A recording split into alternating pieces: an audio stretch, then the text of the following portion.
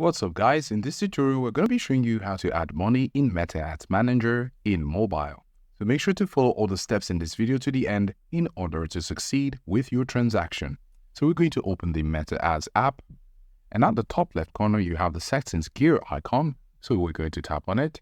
In this new page you're going to see the settings gear icon at the top right corner this time, and you're going to tap on it again. And at the top you have billing and payments, so you want to tap on that option.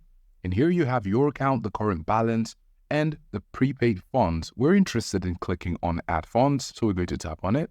And right here, you're going to put the amount you wish to add. You're going to select the payment method and then click next. Now this page is a summary of the transaction we would like to make. So you're going to see how much you desire to pay.